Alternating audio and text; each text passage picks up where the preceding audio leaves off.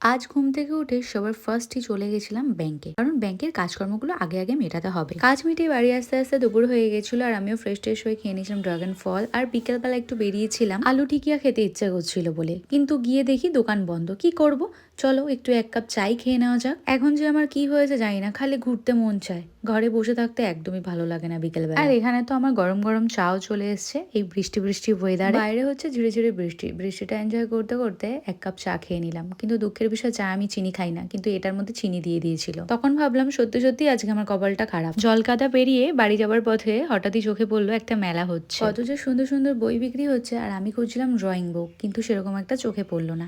আর এই কাঠগোলাপ গল্পের বইটা চোখে পড়লো। তোমাদের যদি কারো পড়া থাকে অবশ্যই জানাবে। বাড়িতে এসে খেয়ে নিলাম একটু পপকর্ন। আর এই রাত্রেবেলা আমার হঠাৎ করে ইচ্ছে হলো একটু চিকেন কষা খাবো, তাই আমিও আর দেরি না করে সোজা চলে গেলাম বাজারে। আর বাজারে যাওয়ার পথে আজকে অনেকদিন পর জোনাকি পোকা চোখে পড়লো। এখন তো বলতে গেলে জোনাকি পোকা দেখাই যায় না। আগে যখন ছোটবেলায় কারেন্ট যেত, বাইরের দিকে তাকালে কত জোনাকি পোকা দেখা যেত। তো চলো আজকের মতন বাই।